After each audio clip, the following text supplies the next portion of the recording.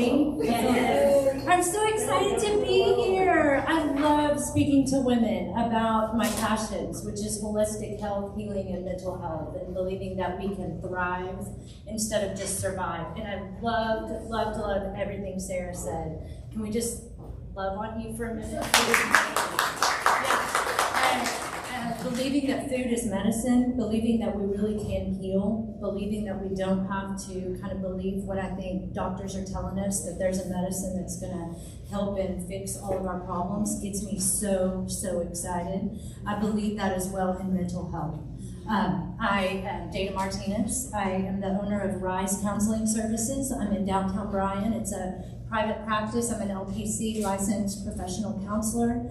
I have a student intern working for me and also an employee, and we're seeing clients ages 12. I think my oldest client right now is 89. So I have all ages. My love and passion is to help people understand trauma and how it affects our brain. Childhood trauma, I love to help you expand the definition. It is not anymore what we thought in the 80s and the 70s, even the 90s, of soldiers coming back from war and people that have been sexually assaulted. It is so many things that have affected our brain. So I love teaching you about that. I love teaching you that because of the things we have gone through, there is healing in that through the Lord Jesus Christ, number one, right? Through helping our brain process a lot of things that have happened to us, to have a safe space to do that in. To also help you understand when you have had a lot of trauma that we live a lot in our stress nervous system. So Sarah's talking a lot about that, right? So when our insulin is high and our hormones are not balanced and we're living fight flight all the time. We like to say fight flight, but there's also freeze. And I know a lot of you guys might know this one because we do it really well as women. A trauma response is people pleasing. It's fawning. It's saying yes. Those are actually trauma responses that a lot of times we've learned in childhood because of whatever we went through. These can be things like parents that yelled at each other a lot. This could be that your parents went through a divorce. Maybe you moved 3-4 times, maybe even more. Maybe you felt bullied as a child. Lots of things affect our brain, and we carry a lot of that into our adulthood. So that's kind of the passion I have why I started my practice. I really felt like in this community and a lot of other places, we're looking at mental health as we need to have a diagnosis and we need to have a medication, and maybe we'll go once a week and just talk about some of our problems. For me, it's the passion and belief that we can really heal our bodies, our mind, our soul with the Lord, also with how we eat, also with how we move our body, also with supplements.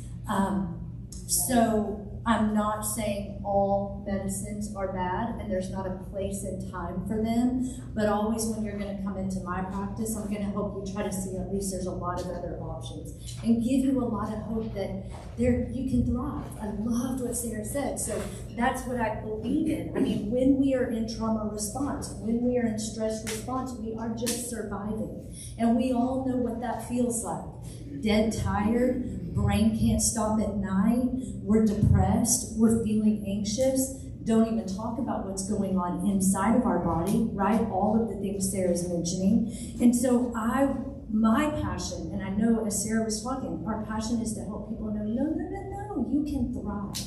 You can actually have an optimal life. And that gets me super excited. So I do have some notes in here. So I prayed so much about, Lord, what am I going to talk about? Because I get so excited about this. Like, I can tell you all so many things. And I feel like there's just so many tools and so much knowledge. And I loved what she said too. Knowledge is power, right? When we know better, we can do better. When we don't know how to heal, how to help our bodies, how are we supposed to do that? And so there's so many things I could give. I'm going to try to focus a little bit on what I've got in here. I want to go over some grounding, some mindfulness. I want to tell you a little bit about left brain, right brain, and how to kind of switch that. You have some power. Again, love what Sarah said. We have some power in this and empowering women to know I can kind of take control and do some things to help you. That really helps your brain. Brain needs information. Brain needs to know you have a plan. So if I can give you some ideas today, walking into your anxiety moments, into your panic times, into nighttime rest when our brain can't turn off, then that actually helps brain already. Brain's like, okay, we got something. We can try something. I'm not just laying here helpless, don't know what to do. So that's going to be some of the things I want to go over. On the next thing, I want to talk about, let's see, where's my next page? This is my next page.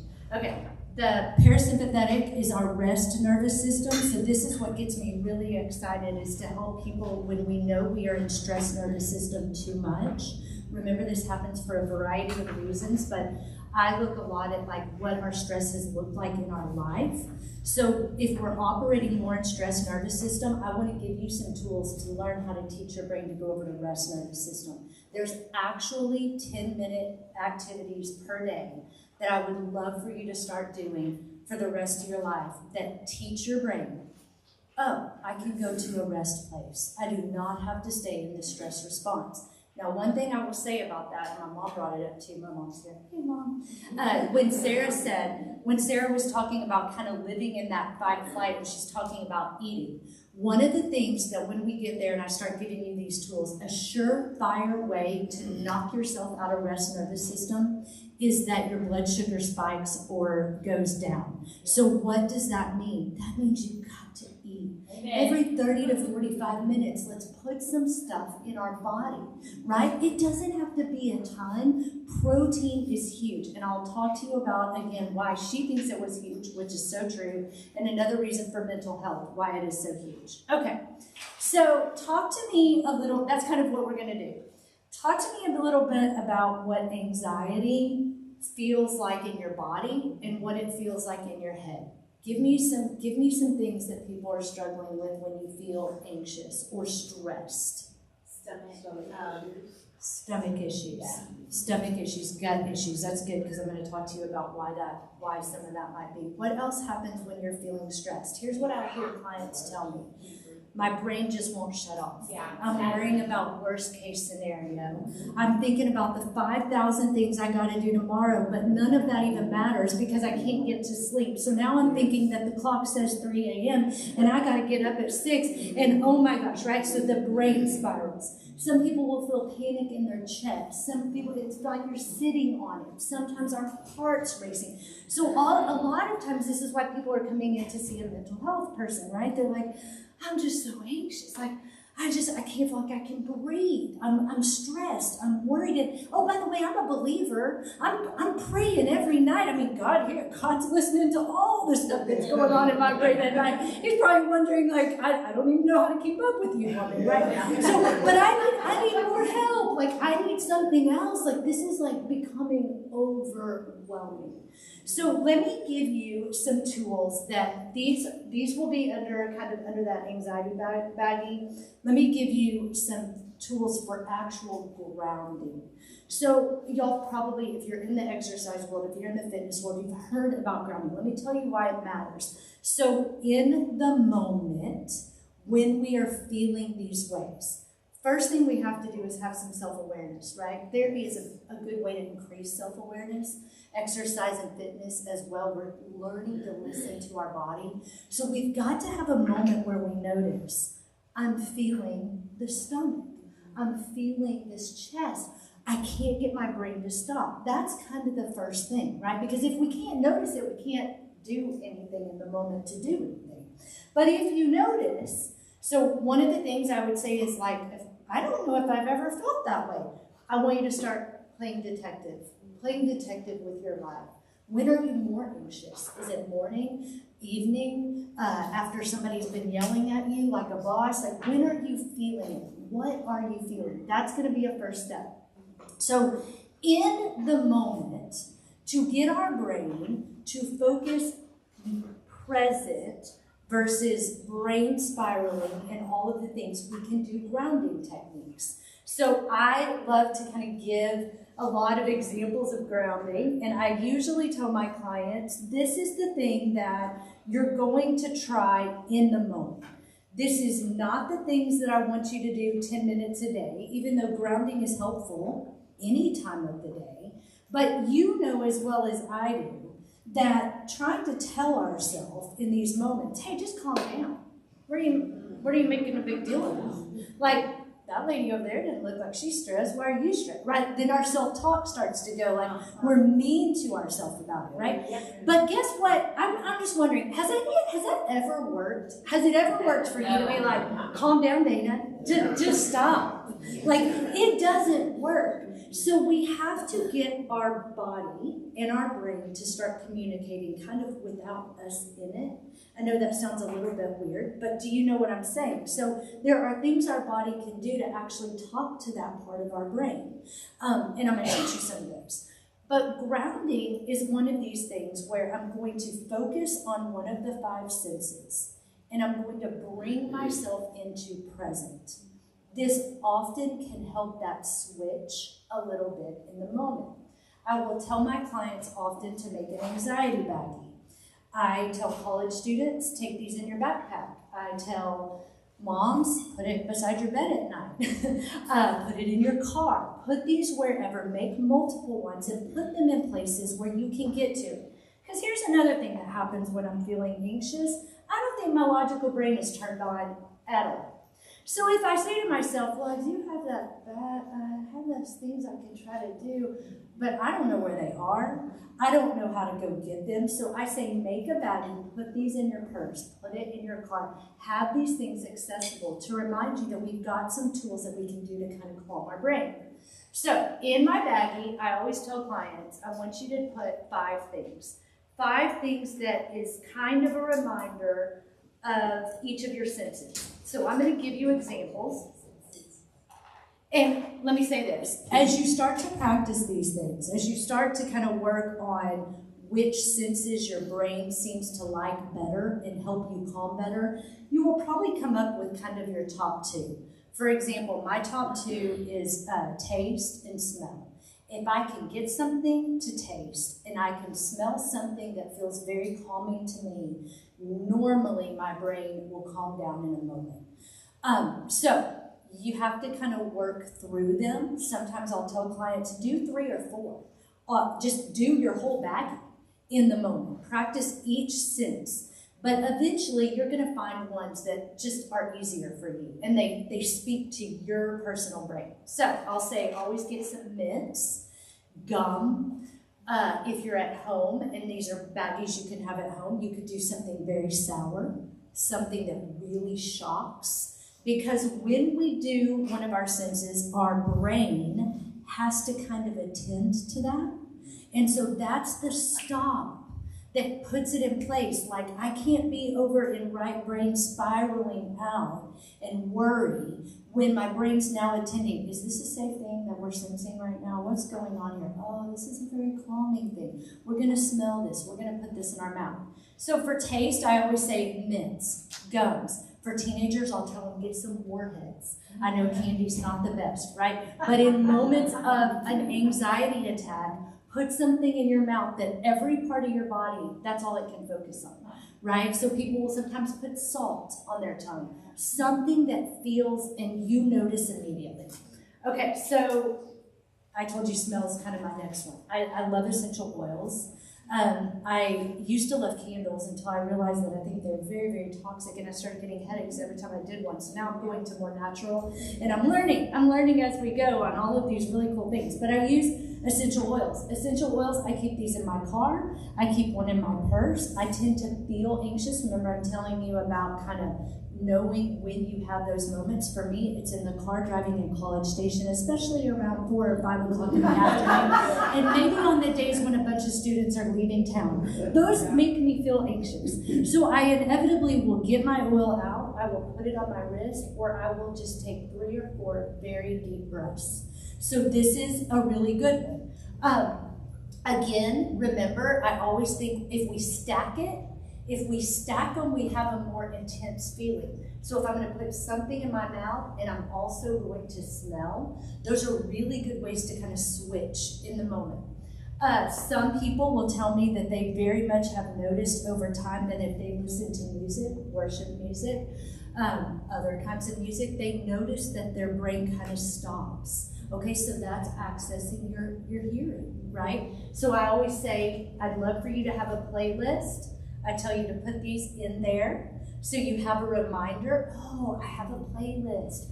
I have these really cool songs that always seem to really calm me down. Oh, let me back up about smell. So smell is one of our senses that is most tied to memory. So this is important to me for trauma, right? Because if I smell a baked good and I go back to the place of my grandma's kitchen, and my grandma's kitchen was a sweet, sweet place for me, then this is a great smell. If I smell a cologne of the father who abused me, that is not good, right? So what I want to say in that, and I'm just giving you examples, by the way, what I want to say in that is be very careful to your smells, okay? Notice if it's triggering memory, because it can, and notice, make sure those memories are things that are good memories, calm memories. We know that a lot of childhood trauma, especially pre-verbal, if things have happened before 4 or 5, a lot of it is stored in the body, a lot of memory, a lot of physical symptoms in the body. And so we always want to be very mindful that whatever we kind of smell could trigger things. So always be aware of that. If it's bringing up darkness, if it's bringing up bad memories, that's not something you want to smell in a situation like this when we're trying to calm our brain. Okay. Moving forward, music. Okay, so also there's all kinds of, actually one of, and I just think this is the coolest because I just think God is the coolest, but sounds that all really calm our brain on this next level. One is a water sound. Isn't that amazing? Water gives life. Nature sounds are super calming to the brain. So even Googling on your phone, finding some sounds, water rushing, things like a dripping, a waterfall, that can be very, very calming. So if you're not into music, there's other sounds that we can use. So touch. So I have a lot of people, I always say my 2 younger children are absolutely self-soothers with touch.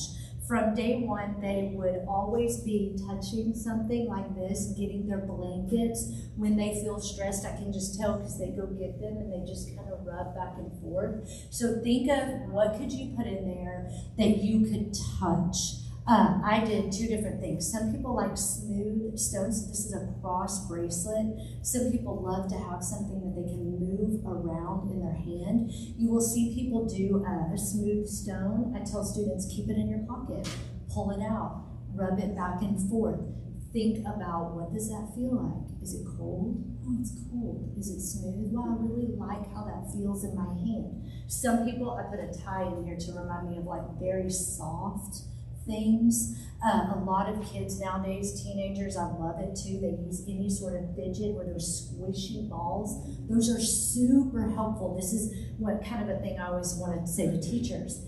Hey, kids are anxious, right? They're feeling stressed in school. Why do we need to be rude about having something that they can put in their hand? You know, let's help them out. Let's offer them to children. Let's put something in there that helps them feel calm. So again, that's, and then, okay, for sight. So sight is an interesting, okay, so we've done taste, smell, hear, and touch. Okay, sight. I always say, remember, you're not going to be thinking in these moments, right? This is not the time to come up with your list, but I would love for you to have like a little sticky note, a note card in there, and put some very generic things on it. So that, and by that I mean wherever you are, whether you're outside, inside, in a car, you could practice this. So like mine said, find 4 red things right now in my sight, right? So I'm looking, I've got to find 4 red things. I'll tell students a lot, or people in office work, count the number of light switches, look for the number of plugs, look for 4 black squares in the room, right? Big squares, small squares. So go ahead and write out your little list. keep all of this together. So this is the in the moment. As you're feeling anxious, as you're noticing, it's just hard to take a breath right now.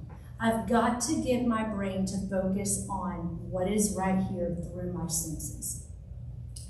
I have a couple rules about this that are super exciting. Is that outside, and I think this is just awesome too, because this just shows how amazing the Lord is. Anything that we do in nature when we ground is like next level to our body. So every day when I get home from work, I listen to 6-7 people a day usually talk about really hard things in their life. So I'll go home and I will immediately take my shoes off and just start walking in my grass.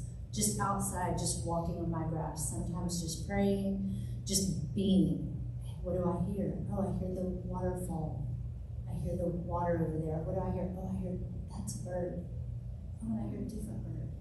Oh, and I'm feeling the grass, right? So anytime we can do this in nature, we're kind of on a next level. We're really helping our brain.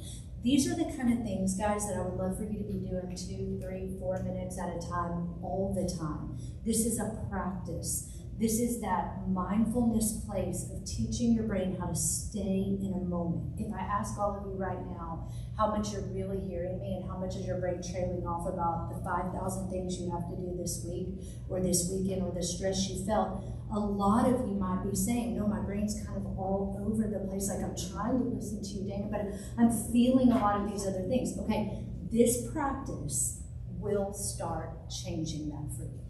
It will help you. I mean, again, talking about sitting with 6 and 7 people a day, there was a time when that would have been so hard for me, not being balanced in my hormones, not eating appropriately, not knowing how to get the right kind of protein, my supplements, but also not practicing mindfulness, that my brain would just be trailing. I will gladly say, after really practicing these things daily for about 2 years, that rarely happens to me. I get to actually be in the moment with people, soaking this in, feeling you guys' energy, wondering, I wonder if they're going to have a question about this. I hope that this is something that they're getting. I'm here. I'm not thinking about my sick kiddo at home and the fact that my daughter has prom tonight and all of the things that I have going on. I get to be here, but that's a practice. And it takes time, so don't get discouraged. You keep building that. Okay, so if you wrote any notes on the little anxiety baggie, I want to give you, does anybody have any kind of grounding practices that they use? Are there any ideas? So I kind of told you the barefoot and grass. Is there anything that you've ever tried that you're like, oh, this is really helpful for me? Yeah. Sometimes I think it's a game. So yeah, great. Mine is kind of like to get my brain to stop. Mm-hmm. I focus on the little solitary game so that I can focus. And then when I'm stressed, I do that and then I go back to it and I'm fine. Yeah, so a lot of that is your sight, right? You're kind of trying to focus on one thing, you're looking at something, you're accessing logical brain, and we'll talk about that just in a minute, because especially if it's a game you have to think, that's getting you over into left brain, which often can feel more calming than to be over in right brain, way too emotional. And not that I'm saying that's bad, I'm just saying when we don't want it, it can feel really flooded. Another one that's really good outside is gardening. Oh my goodness, put your hands in dirt as much as you can. You know, it's like old thing where we used to, like, our kids would come in all muddy and like all that, but actually they're doing the best thing they could do for their mental health. They are literally out in God's dirt. I loved what she was saying about the food, like what's growing in dirt. It's like, well, we can grow in dirt too. Like, put your hands in it, get your feet in it, get outside. Those are so helpful, and there's a lot of energy that is coming from God's creation, and I really do feel like our body wants to absorb that. Smell flowers. One that I saw, I was looking online because I kind of tried to do Google and see what some people said. One of the ones you could do on the note card is just get your markers out and do a red, orange, yellow, green, blue, purple dot. And then this, for sight, you got to find something that's red. You got to find something that's orange, like color of the rainbows. And that is really fun, right? And that's the other thing I would say. You can do this with kids. Get kids excited about grounding. Give them the understanding, wow, you seem stressed right now. I can tell you're doing this, or you're crying, or hey, let's ground. Let's go outside. Let's put our feet in some grass. Let's find 5 flowers and smell them. Let's get our anxiety back out. Kids can make these too. And so it can become like a game in the sense that y'all do it together as a family and you really can have a lot of fun. Switching to left brain, a little bit about what she was talking about. So left brain, linear, numbers, order, that's all on our left brain, right? Our left brain also controls the right side of our body and vice versa, right brain to left brain. So one of the things we can do is if we're noticing we're way far into right brain, and like I said, so this is amazing stuff, right? Dreams, creativity, music, a lot of really good things, but it can also be where we kind of do the overflow of anxiety and feelings and thoughts. So sometimes before we ground, it may be helpful to get into left brain a little bit. You can kind of choose, I always tell my clients, find the recipe that works for you. Do you like to ground first and then try to get in left brain? Great, does that work? Perfect. Do you need to feel like you need to get in logic brain for a minute to remember where you put your anxiety baggie because you didn't put it where it is accessible? Then do left brain first. One of the things I would say is anything with numbers. So I'll always tell my clients, pick a random number, 146. And count backwards by 3s. If you can do it out loud, I would love for you to do it out loud. If you can't do it out loud, do it in your head. This is gonna switch you over into left brain. This is gonna help you become more logical in a moment. So now I can say, okay, I've literally sat here for an hour crying and struggling with all the things that I have on my plate, but I'm gonna count backwards for a minute. Now I'm in logical brain, okay. So I probably need to get up, I need to eat something, I'm gonna pray while I'm walking to the kitchen, I'm gonna move my body. Now my logical brain has started kicking in, right? Like, this isn't healthy. What we're doing is not great, we can't just keep sitting here. So that's kind of a technique. Alphabetizing, you can alphabetize. I know some clients tell me they try to do the alphabet backwards, even just a few letters, right? So Z, Y, X, they try to do a few because brain has to really think about doing that. And that puts us over there. I'm trying to think. So you can also write with your right hand. So that I'm left-handed, so this would be a little bit harder for me, but anything I'm doing over here on my right side, my left brain is controlling that side, right? So you could kind of do that. Pick up something, start moving it around, write something out. You could write your numbers out and go backwards. So if you're right-handed, this is really easy because you just start doing it and we know it's over in left brain. Does that make sense? But if you're left-handed, it's a little bit harder, but we can still do it. We're just kind of a little bit different. Okay, let me look at, so that's grounding and outside mindfulness ideas and switching. Is there any kind of questions about grounding and kind of when do we do this? When do I activate grounding? Is it just when we need it, when we feel? Yes, so yes, when you feel it in the moment, definitely, but I would love for you to do it often, even maybe if you do have moments of being calm. Right? Some women tell me that their anxiety level is like at an 8, 9, 10 all day long, right? They just don't even know. And remember, that's a lot of the stress response. That's the stress nervous system. There's other ways that we can really start helping our brain know where to go there. But I would say, yes, grounding is something we can incorporate anytime, anywhere. It's free. It's accessible. Right? These are tools that we can teach other people, teach your kids, and you can use it anytime. And the more we do it, the more it kind of starts to really help our brain know, oh, she doesn't want to stay here. I always say it's like we're kind of training our brain. Brains love routine, love to do the same thing. If this is what we do in the bedroom by scrolling for an hour every night, then brain says go to the bedroom and scroll, it's 9 o'clock, right? It loves to have that. So to get it out of that, think about what we have to do, right? Every time we go there, we have to say, no, brain, we're going over here. No, brain, we're going over here. And that's over and over until brain really starts to form new habits with that, right? So any questions in that? Let's move on to, yeah, so I talked about the stress nervous system. And there's a variety of reasons why we stay in stress nervous system. Sarah gave a lot of great reasons. Hormones being unbalanced, insulin being high, we're not eating enough, right? We're eating the wrong things. So stress nervous system can go there. In mental health, I think a lot of people stay in fight, flight, freeze, or fawn because of past, because of things that we have not healed. Partly because also we're probably not eating the right things. We're probably not taking the right supplements. We may be on other medicines that are exacerbating other things. But a lot of it is the stress of either right now, marriage, parenting, the world feels like it's falling apart some days, right? All the busyness of our schedule, so that's causing stress, but also anything that has happened when we were younger, right? Childhood trauma that maybe we've just never really dealt with. So brain learns to stay over in stress nervous system. I always get so excited to tell clients, guess what? If you're feeling anxious, if you're in stress nervous system, you're not broken. There's nothing wrong with you. Your brain is working too good. It's just learned that it needs to stay at a higher state to keep you safe. And safe to brain is alive. So here's the thing, every time we kind of initiate these panic responses or these anxiety and you make it through it and you're still breathing, guess what this part of our brain is saying?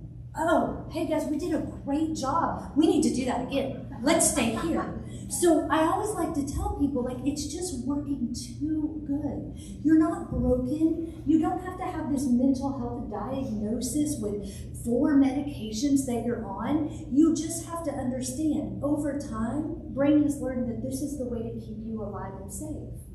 And those are for a lot of different reasons. And I pray that gives a lot of people hope. Because I think what I see a lot of times is we're coming in and we're clinging to a diagnosis, or we're hoping to God we have a diagnosis, because then we'll explain, like, what's wrong with me? I don't feel like everybody else. Look at all these people that, like, they don't look depressed.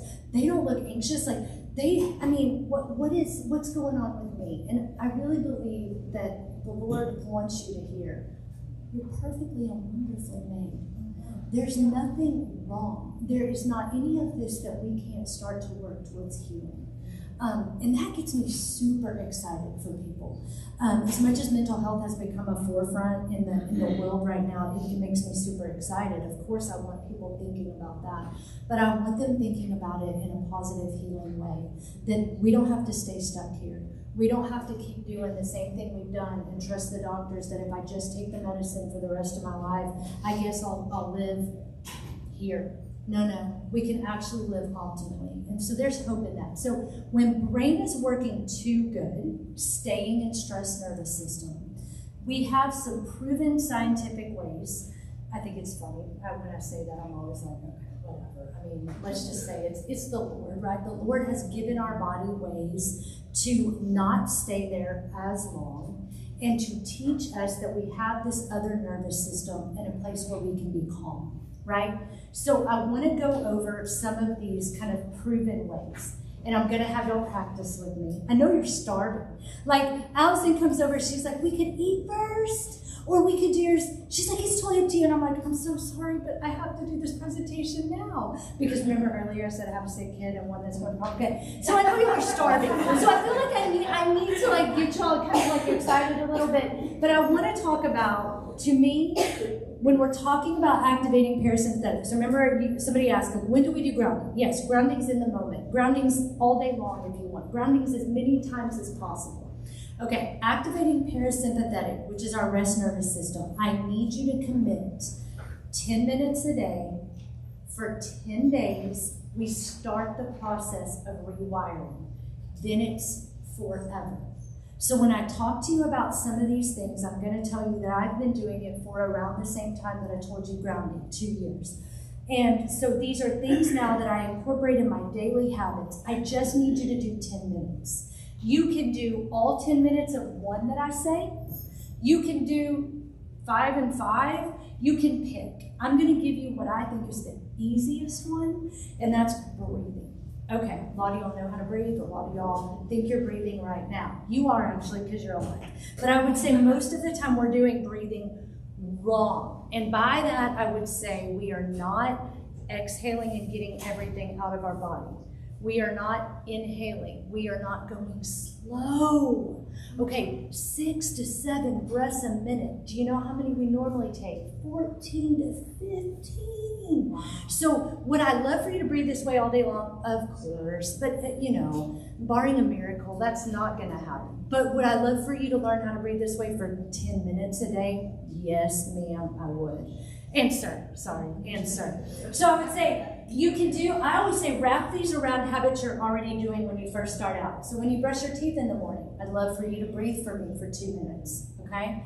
When you brush your teeth in the evening, when you get into bed, when you get in your car, I always start trying to breathe when I get into my car. And I'm gonna teach you the alternate nostril. Now there's tons of ways you can breathe. I really love alternate nostril. Sounds weird, and I'll tell you why I love it. Because it's gonna incorporate grounding, because I'm going to be touching my nose. So often my hands are a little chilly, sometimes they're warm, but I can't do this without feeling that I'm touching my nose. So I'm already incorporating some grounding.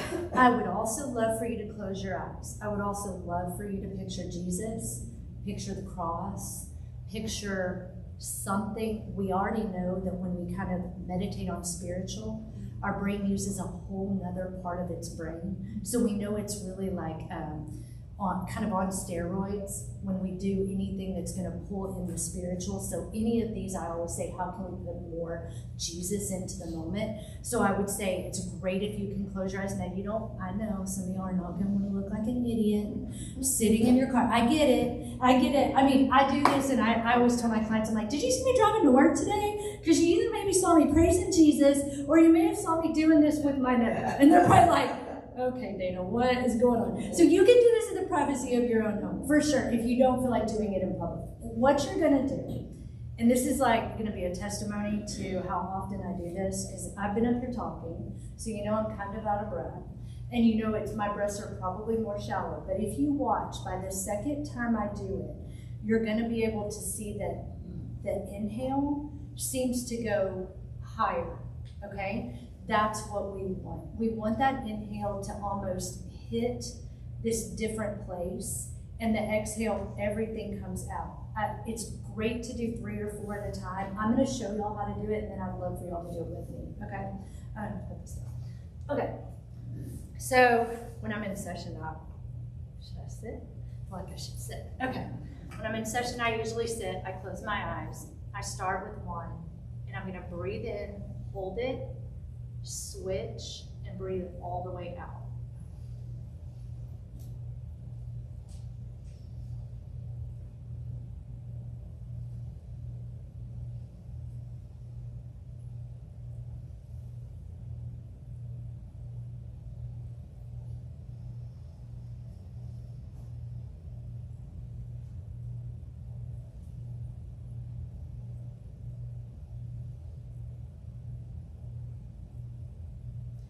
Did you see on the second one, because I just started talking on this first one, did you see how I did not get a lot of inhale? By the second one, it started going.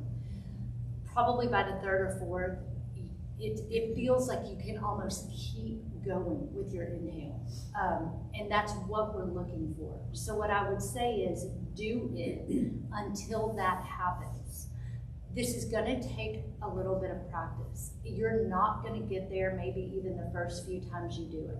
But let's practice together. So y'all may need to leave your eyes open just so y'all can kind of see what I'm doing right now. But I'll start covering the right, and I'm going to breathe in left, hold it, and then I'm going to cover, and I'm going to exhale. Okay?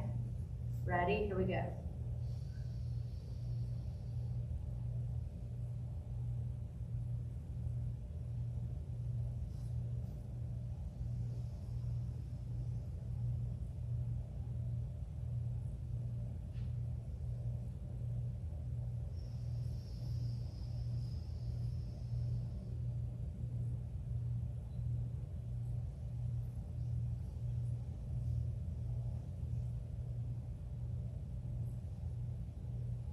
already feel better. I do this so much that honestly, by like the second breath that I do this, like I feel like my brain kind of goes to this woo place. It's just really interesting. So when you're breathing, so you'll breathe in, you hold it, you breathe out, then you can start with that guy again. So he'll breathe in, hold it, and breathe out. Keep going back and forth, okay? This is, for me, again, there's box breathing. There's, where you can draw a box. You can do up 4, hold 4, down 4, over. I just really like this one because I tend to, as I've gotten older, sometimes I'll blame my children for it. I feel a little bit more ADD brain at times. This gives me something to do while I'm doing it, but plus grounding, right? Plus I'm touching while I do it. So especially if you find touch is kind of your grounding, then this is a great one, right? How many times again? So I would say, we're shooting for doing these exercises 10 minutes a day. So if breathing is the one you choose and breathing is the one you want to do, I used to say just do 10 minutes all at one time, okay? These are important to do when we feel calm, okay? So remember, grounding in the moment when you're not feeling calm, okay? We're trying to get in touch with senses. Activating parasympathetic, better if we can be in a calmer state. This is what I'm saying, sometimes brushing teeth, sometimes just before we get in the car, right? Seeing. If you're not calm at all and you feel like you never can feel calm, we still have to do this. So pick the best case scenario of the day. Are you less calm? Are you more calm at night before bed? Or are you more calm in the morning? And I would say, to answer your question, okay, so how many? So a nurse practitioner friend of mine that does functional medicine, I was telling her this one day, and she's like, oh, I love it. I love this. It's such a great idea. But Dana, don't have them do it all 10 minutes at the same time. Because remember, and she's so right, I said it earlier, brain just knows routine, right? She's like, we got to switch it up for them. Like they got to be doing it in different places in the day. So brain can remember, rest, nervous system all throughout our day. Okay, so I would say at least do 5 or 6 switches. If you're not going to do, if you want to do 2 minutes, that's awesome. So maybe you do 2 minutes here, you do 2 minutes at lunch, you do 2 minutes when you get in your car after work or after school, you do 2 minutes before bed. You can kind of move that around. I always say when people are taking a bath, any shower, after your shower, you can do your breathing. So again, so easy. If you talk to some people that have done a lot of studies on this, it's honestly one of the best things we can do for our mental health. Is that not crazy? Exercise, eating right, and breathing. Breathing is such a good thing. And so that gets me excited because none of y'all have to go to therapy. Y'all can just breathe, okay? So if you don't want to work on anything else, you can breathe and you're going to do good. Okay, next one would be meditation and visualization. So there's apps like the Abide app. So there's one called Breathe, B-R-E-E-T-H-E. There are free ones on these apps that will lead you in a guided 5-minute meditation. These are the type of things where we're closing our eyes, we're visualizing, we're listening to somebody tell us what to do. Breathe, focus on your head. I would say if we're going to do any of these, 5 minutes a day is all you need. I love if you can add Jesus anywhere in it, right? You're focusing on him. I was talking to Redhead Sarah. She said Redhead Sarah earlier. You might know. But Tall Sarah, not Redhead Sarah, Tall Sarah. So I was talking to Tall Sarah yesterday, and Tall Sarah was saying, like, even focusing on a Bible verse, great, absolutely. Put it somewhere, look at it, close your eyes, see if you can visualize it. So visualization is something that often people with childhood trauma can have a hard time doing. This is really interesting to me. It uses a part of our brain called the innula, and sometimes that can be underdeveloped. So if you struggle with kind of picturing things, that's what I mean by visualization. If I tell you right now, picture the beach, you're sitting in it, you can feel the sand. Sometimes people struggle, I'm not at the beach, how do I picture that in my mind? I need a picture. So this is something we can also strengthen. This is also super good for our anxiety and just to kind of next level. So practice visualization. You can practice this with a meditation, or you can practice just closing your eyes and saying, okay, I'm going to visualize Jesus. He's near this beautiful meadow. He's ushering me to come over to him. He wants to give me a hug. Like, we're visualizing that. That's actually a super awesome practice for helping your brain, okay? So any kind of meditation. Some people will decide that meditation's the one they're going to do. They're like, then I do my 5-minute meditation in the morning, and I do my 5-minute meditation in the evening. I'd say great, but I'd still love you to be breathing. I would still love you to be practicing this special breathing at least a few times, okay? Because again, breathing is so, so good. Another one would be that we have a nerve that is the longest nerve running in our body called the vagus nerve. And when pushed on the vagus nerve, when it is stimulated in any way, it pushes us into parasympathetic. So this is a really good one. If you can look up Google stretches for vagus nerve, any sort of exercises that stimulate vagus nerve, actually chanting, singing, humming can also do that. That's an awesome one. So that actually helps rest nervous system. If you sing, if you can hum, all of that, so that actually helps vagus nerve. So anytime that we stimulate our vagus nerve, we are moving ourselves into parasympathetic. Okay, so that's another option you can do. Another one is cold water exposure. So this one is, I always say, one of the grounding ones that I love to give. A lot of people really like this one. So go get a cube of ice. So if you're at home feeling super stressed, a grounding one would go get an ice cube, hold it over the sink. Brain is only thinking about how cold that is, I promise you, right? And then count 10 drops. Let it drop water 10 times, okay? So that's grounding. That's also getting into logical brain, left brain, because I'm counting. But cold water exposure, we know, is also same type of thing. Can move us into parasympathetic. There's a lot of studies right now. I think there was a woman out of Sweden that just did these cold plunges, and if you do them 10 minutes a week or something, that it was lowering a lot of these things for our body, but also mental health. I love it. I don't know how easily accessible that is for a lot of people. I do have a swimming pool. I will do it every once in a while in the winter. It's a lot. You really need to work your way up to that. Be careful. That's not something I'm like, oh, just everybody run out and just get in freezing water. But I will say it's a great idea in the shower. So every time I take a shower, at the very end, because what I'm really trying to do is cold water exposure on my neck. Think about it, probably because of vagus nerve, but I'm not quite sure. So I'm just gonna put my head, not my whole body, and I'm gonna turn it cold. If I can only handle 3 seconds, then I'm gonna do 3 seconds. If I get up to a minute, like I am now, every time I do it, then that's all I'm gonna do. I like the idea of just doing head and neck, A, because we think that's where it's working, but B, I'm not trying to get my whole body freezing. Okay, so this is a good half and half. So that's another one you can always do. If you're taking a shower every day, you can always do the cold water at the very end and only get head and neck, work your way up. Maybe you can only do 30 seconds, but I would say it's still helpful. I was tripping over this so much. Okay.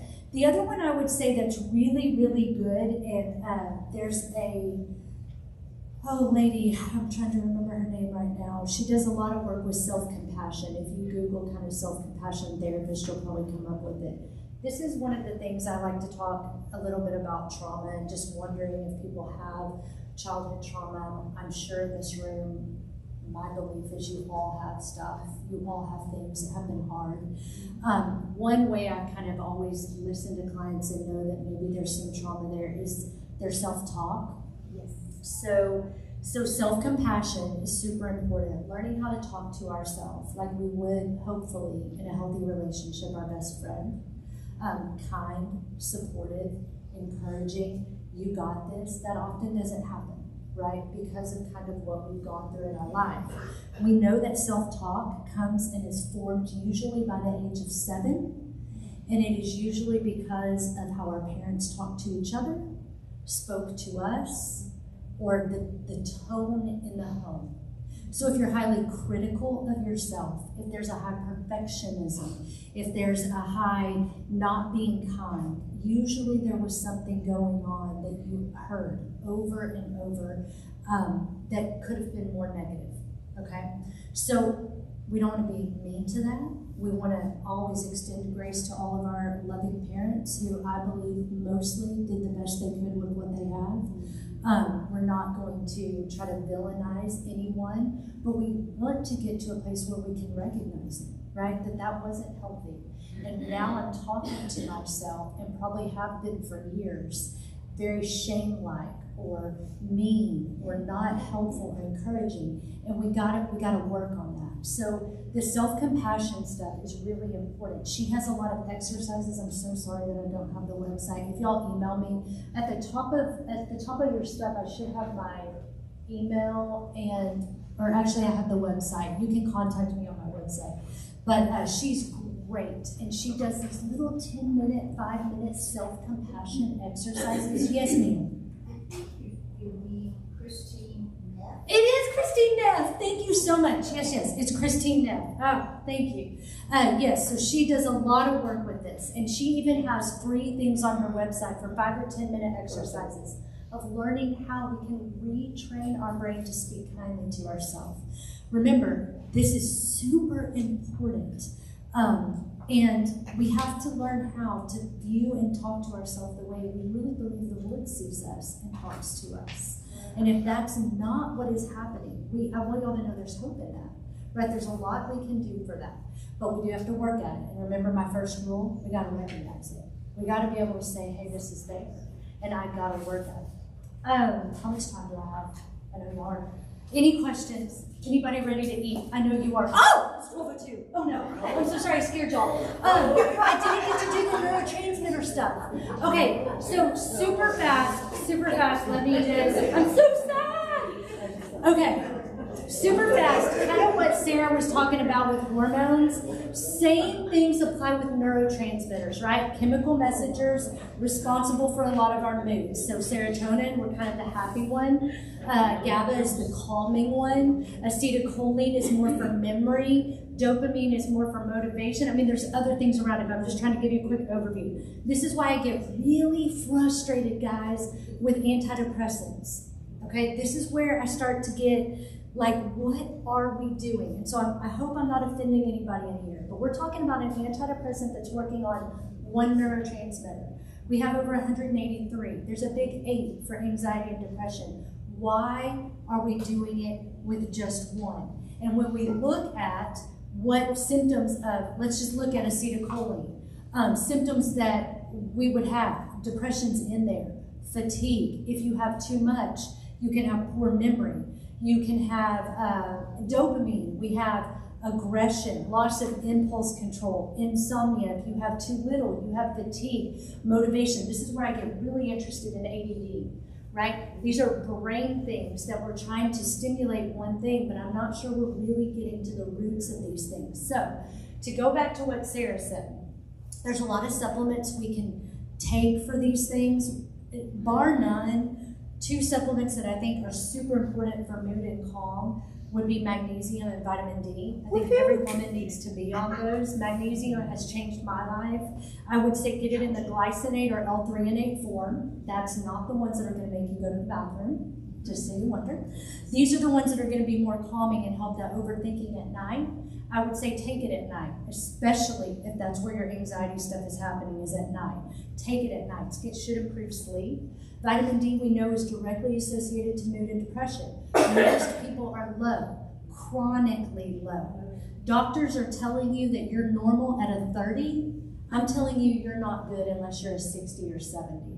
So we got a big gap of issue here, right? And so both of those need to be taken to work together.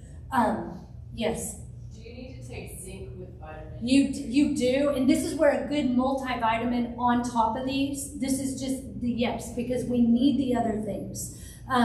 Getting into all of that, I don't have enough time, but yes, I would say definitely a very good probiotic, definitely eating like Sarah's talking, 80-20. If you can make a rule of an 80-20 rule, if you're just starting, 80% the way Sarah's talking, 20% you can have some cheats, okay? We don't want to live and just go cold turkey and figure this out. But I am saying, all of that, all the hormone stuff is directly related to our mental health. I am so tired of having 21-year-old college clients coming in telling me they're depressed, anxious, and then they tell me that, well, I don't eat right, I don't exercise, but the doctor put me on birth control and now an antidepressant, and actually I feel worse, Dana. And I'm like, this is what's happening, right? This is the go-to for teen girls. Birth control, oh, it made you more depressed? It didn't fix everything? Antidepressant. This is what's coming into my office. No understanding of food is related to mood.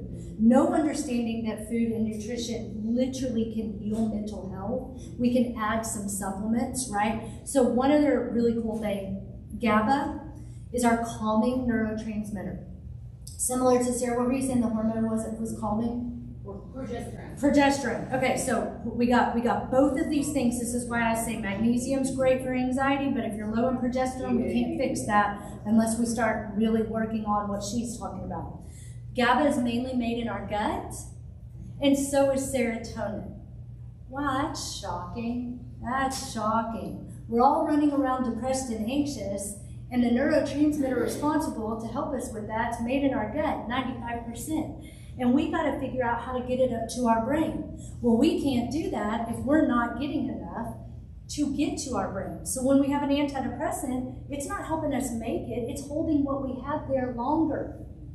So, wow, that's interesting. So what if we don't have enough getting there? How the heck is it holding anything longer? This is why people will tell me, I feel worse on an antidepressant. Or Dana, I don't even think I might feel better. At least I'm showering every day, but I'm sure not living optimally, right? So real quick to go through, in acetylcholine, same thing. She talked about fats. So proteins help make the amino acids. Amino acids help make our neurotransmitters. Protein starts all that. You have to eat protein. Sarah, I don't think you're crazy for doing 100. I actually think we should be closer to our body weight. I think there was a lot of years people were saying half our body weight in grams. I think we're wrong. I think that's part of our problem. So high protein. But she's right. Good carbs and then fat. Why fat? Oh, here's why. 75% of our brain is made up of fats. And if we don't get enough, our brain starts to atrophy and eat itself. That's interesting and also disgusting. So let's have some good fats, right? So real quick with acetylcholine, if you feel like it's more about brain, memory, all of that, good foods to eat are eggs. This is not going to be a shock to y'all because this is probably Sarah's meal plan. Fish, beef, chicken, organ meats, broccoli, dopamine, if it's more about motivation. This is our pleasure center, okay? We need, again, beef, poultry, fish, eggs. We can do dark leafy greens, so a good green smoothie would be amazing in this. Omega-3s, if you don't feel like we're getting enough fat, let's add omega-3s into your diet. Yeah, what were you saying? Did somebody raise their hand? I'm sorry, and I'm going to really hurt. I'm going to add, can you put coconut oil in your smoothie? Oh my goodness, absolutely. So avocado, coconut oil, cook with those. Drizzle olive oil. Olive oil is not supposed to go to a really high heat, so let's drizzle it on stuff, okay, anywhere we can. I promise you, and Sarah would say this, that is not what's going to make us fat. These good fats we've got to get out of this realm of, no, I'll tell you what's going to make you fat is going down to McDonald's and having that kind of fat, right? Like, good fats are actually really, really, really good for our bodies. Okay, and so real quick with serotonin. If you feeling more depressed, okay, hormone stuff like she said, vitamin D is important. I would also do that with magnesium. I would also do zinc. But you should be eating salmon 2 or 3 times a week.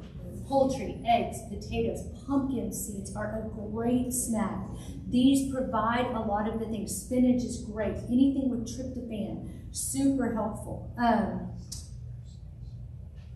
wish I would have had more time. This is what I do. I talk too much. Yes. What about coffee?